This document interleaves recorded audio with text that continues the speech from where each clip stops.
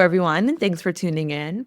I'm Amanda Ziadeh with WashingtonExec, and today I'm joined by ICF Chair and CEO John Wasson and ICF's new head of its digital modernization business, David Birken, to discuss its new role and what it means for the customer and company going forward. So, thank you both so much for being here today. Thank you. Great, thanks. All right. Well, Dave, first off, congratulations on your recent appointment as head of ICF's digital modernization business. Tell us a bit about what this role entails and what your top priorities are. Yeah. First of all, thank you so much for being here today. I get the joy of both working and leading a team of about 2,000 technologists, communication experts, data scientists, around what we see as some of the most interesting challenges facing the federal government right now. How do we modernize systems? How do we leverage technology to really get to that core mission outcome that different agencies and clients are trying to achieve? And for me, coming in at this point, kind of an ICF's journey in this space is really exciting because we're starting with such an amazing bedrock of skills and approaches, and now really being able to catapult that forward into kind of the next phase of what this looks like, both for us and for our clients. Awesome. So, Dave, also, can you briefly share with us a bit about your work experience and how it's prepared you for the demands of this role? Yeah, it's I've been at ICF nearly 20 years. And in that time, I've gotten the opportunity to really work in a lot of different spaces at ICF. And most importantly, in some of our, fastest growing and most demanding spaces, rather than helping nurture and expand our cybersecurity business and understanding how that type of work needs to intersect with keeping systems secure but functional. Along with working in disaster management, which is incredibly fast-paced, on-the-ground work, where our decisions have immediate and real-world impacts. And so, for me, it's really the merging of all these different backgrounds together. Think about kind of what does it mean as we go forward over this next, 3-5 years to be in this space. What does it mean to really be helping our clients modernize their systems and understanding the mission impact that comes along with that modernization. And for me, it's not just the technology. It's a critical component where we have an extensive ecosystem of partners and internal skills that come together to make that happen. But it's how does that technology advance the mission? And then how do we ensure the workforce is in a position to leverage all of these benefits that technology can bring? And maybe I can just jump in. Amanda's had a few words. I think, as you know, I've been at ICF 37 years, so I've seen Dave throughout his entire career, his 20 years here at ICF. And, I think from my perspective, he's shown an ability to strengthen and grow different parts of our business over the years. He has led some of our most complex projects at the intersection of domain and technology, which serve us well as we continue to support the complex federal technology ecosystem. I would also just emphasize Dave's human capital and workforce development expertise. He was in our management consulting group for some time, and also deployed that human capital expertise with respect to technology projects. And as you're doing these technology modernization efforts, you really need to pay attention to change management, employee upskilling, training, user experience. And so I think that's something else Dave can really bring to this. And the way we differentiate ourselves at ICF is kind of at the intersection of technology and domain and human capital. And honestly, Dave has touched all three of those areas. And so he's able to kind of connect the dots between them quite effectively. And so we're really excited to have him in this role. And I think it's a great fit. And I'm sure he's going to lead us to new and exciting things. And he also has tremendous credibility inside the firm. I mean, he's grown up inside the company, and folks trust him. He's highly collaborative. And so I'm really thrilled to see him in this role. Oh, lovely. Well, John, tell us a little bit more about the importance of this particular role and its part in ICF's overall leadership and strategy. Well, sure. So, our IT modernization digital experience business is certainly one of our key growth drivers in the company. And so our goal is to continue to strengthen and grow both our legacy and recent technology investments in IT modernization and digital engagement. Certainly over our 50 plus years in business, ICF has been known for its domain expertise, and that'll always be a key part of the company. But certainly in the last decade, we've built out significant capability in technology, and that's become an equal pillar in our business. And it's increasingly becoming a lens through which we bring our domain expertise to bear. Honestly, to drive the best outcomes for our clients, technology just has to be of equal importance to the mission expertise we deliver. And so, as I say, over the last decade, we combined our legacy technology business with a handful of acquisitions we did in over the last 4 or 5 years. Our ESAC and Creative System acquisitions in 2021, Semantic Bits in 2022, and we actually did ITG, I think, in January of 2020. And so those have all brought significant depth and breadth in digital solution to federal agencies across the low-code, no-code landscape and cloud open source arena. And so, at this point, we have, a couple thousand skilled technologists within ICF that can, deliver IT modernization and digital engagement. And it's certainly a key growth driver and a key and core element to our strategy as we look forward. All right. So, what challenges are currently top of mind for clients and customers, and how does ICF's digital modernization business collaborate internally to help address them? Well, maybe Dave, I'll start off, and I'm going to let you take that question, most of that question. I would just, obviously AI, artificial intelligence is an area of focus. It's really on the top of mind for our federal clients. I would say the federal agencies are looking to design and build and implement safe and secure Gen AI programs and industry-specific solutions to meet their mandates and fulfill their missions.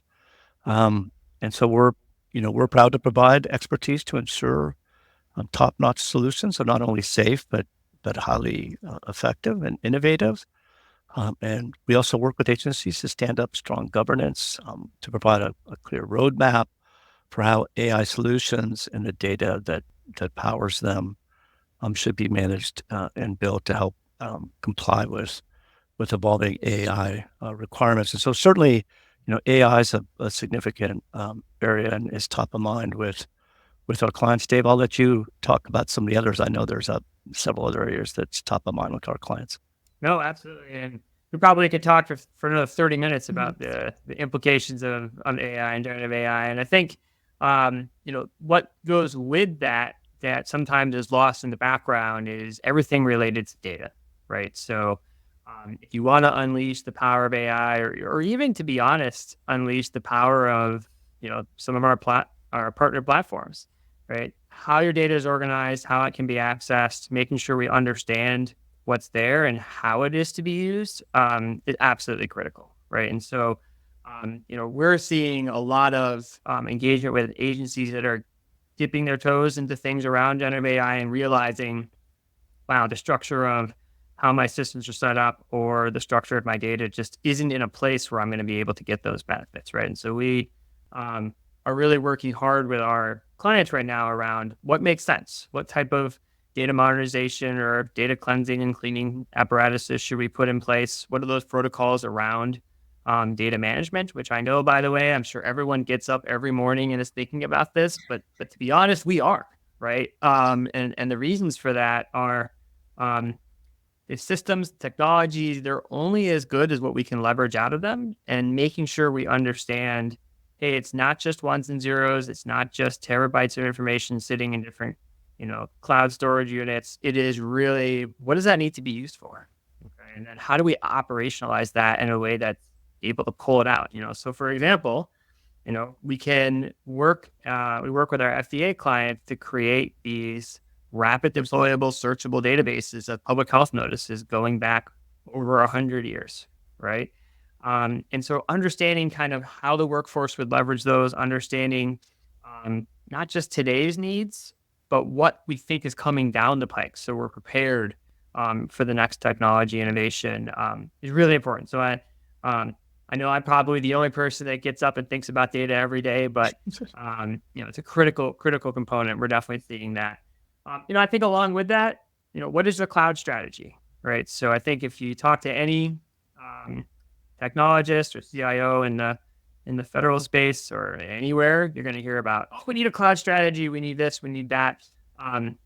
When thinking about what does that mean, right? What does it mean to be in the cloud? How do we navigate the various instances and licenses that clients have? How do we make sure things are safe and secure? And then how are we making sure that things are being accessed in a way that is a force multiplier and not clunky and sort of making it difficult for the workforce to be able to execute. And I think we talk about that at a kind of an ethereal level, but it really matters, right? Whether we're supporting disaster relief efforts on the ground after a hurricane and making sure that personnel can access that information instantly, right? How much being able to, whether that's on their phone or computers or in data centers, and making sure that all of that is connected is critically important for us.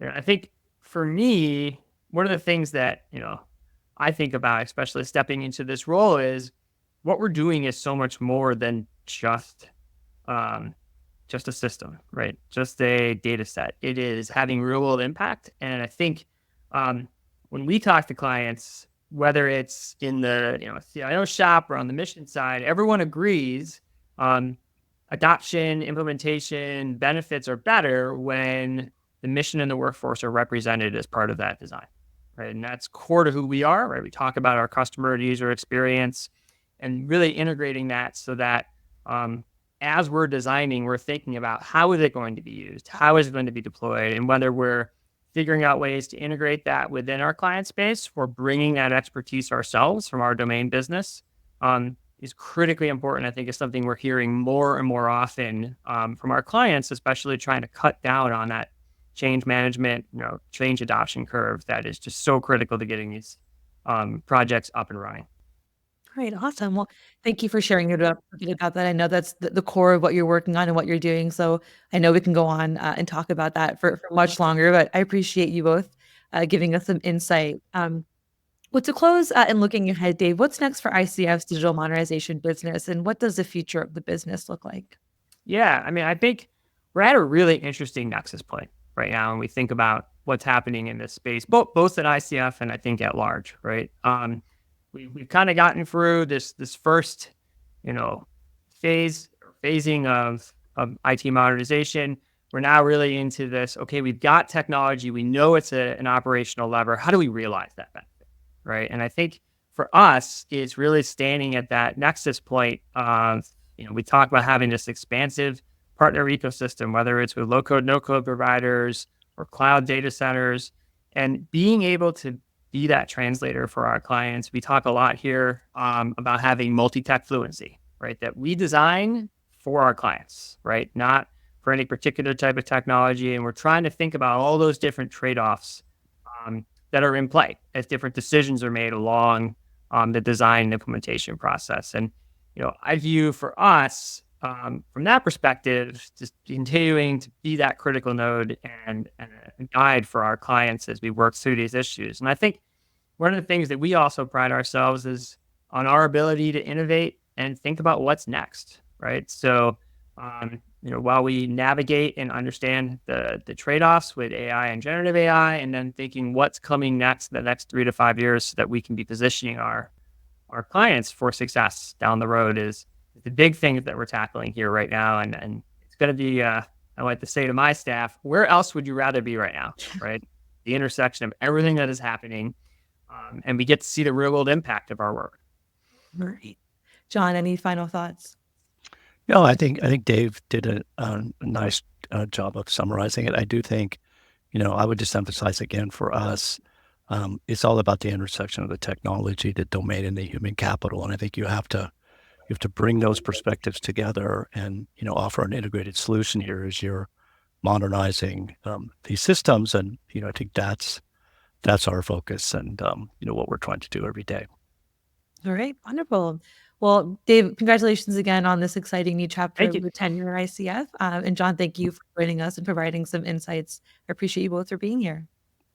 Thanks so much. Great, thank you. Appreciate the opportunity.